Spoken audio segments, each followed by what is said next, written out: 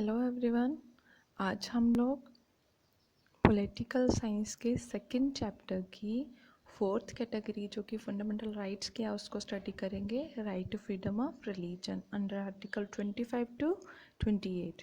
Okay, तो इसमें बताया गया है कि हर एक सिटीज़न जो इंडिया से बिलोंग करता है उनके पास ये फ्रीडम है, लिबर्टी है कि वो किसी भी रिलीजन को प्रोफेस कर सकते हैं, किसी भी तरह के फ्रीडम को एंजॉय कर सकते हैं।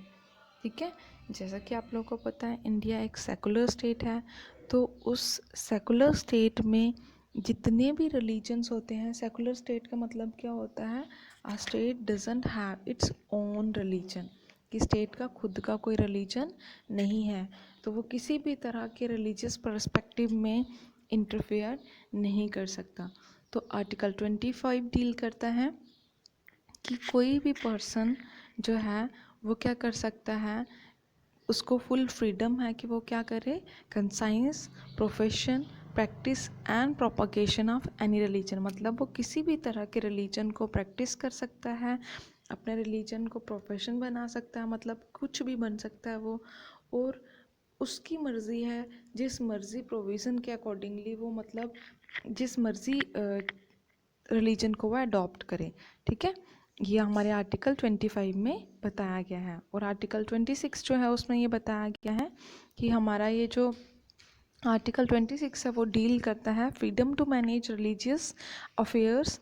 ठीक है, मतलब कि हर कोई पर्सन अपने लेवल पर रिलीजियस अफेयर्स को मैनेज कर सकता है, मतलब किसी भी तरह की कोई भी सेलिब्रेशन करनी है, कोई प्रोसेशन करना है, तो वो आप लोग अपने लेवल पर मैनेज कर सकते हो। आप लोग किसी भी तरह का रिलीजियस इंस्टीट्यूशन भी मेंटेन कर सकते हो चैरिटेबल पर्पसेस के लिए।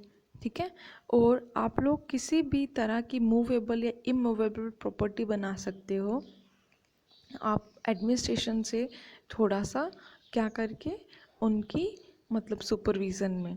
ठीक है, उसके बाद एडमिनिस्ट्रेशन उस प्रॉपर्टी में कोई शेयर नहीं रखेगा या किसी भी तरह की इंटरफेरेंस नहीं देगा।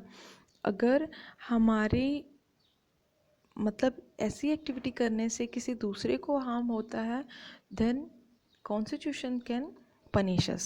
ठीक है, सो हमारा 27th आर्टिकल जो है वो डील करता है कि ये जो फ्रीडम हमें मिल रही है उसमें जितने भी इंस्टीट्यूशंस होते हैं रिलीजियस पर्पसेस के लिए चलाए जा रहे हों, उनसे हम लोग क्या नहीं ले सकते, उनसे हम लोग टैक्सेशन नहीं ले सकते। ओके, देन 28th वन जो है उसमें ये बताया गया है कि 28th आर्टिकल जो है वो डील करता है कि आप लोगों को पूरी फ्रीडम है, आप लोगों को पूरी आज़ादी है कि आप किसी भी तरह की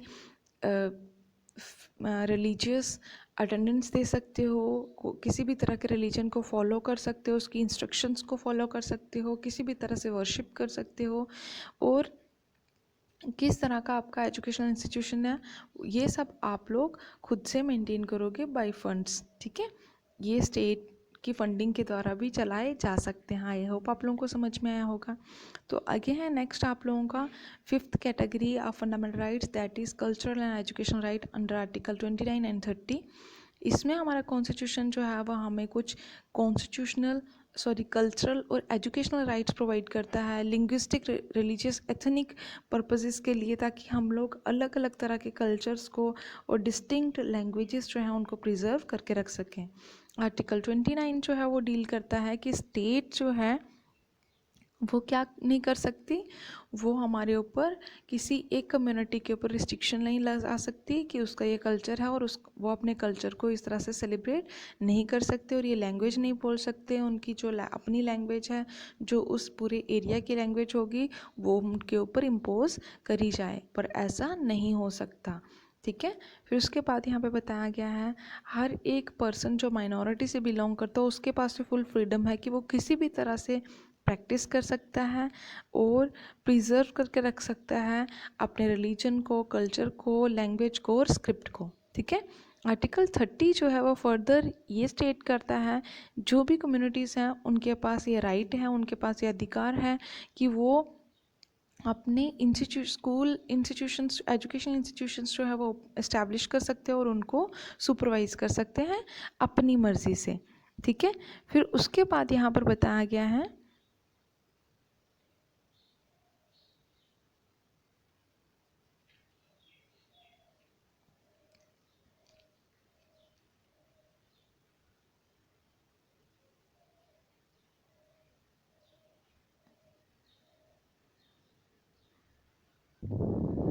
एंड लास्टली यहाँ पर बताया गया है कि फर्दर उसने ये बताया कि स्टेट जो है वो क्या नहीं ग्रांट कर सकती, उसको ऐड नहीं प्रोवाइड कर सकती, असिस्टेंट जो है वो प्रोवाइड नहीं कर सकती किसी भी एजुकेशन इंस्टीट्यूशन को, और किसी बेसिस पर डिस्क्रिमिनेट भी नहीं कर सकती।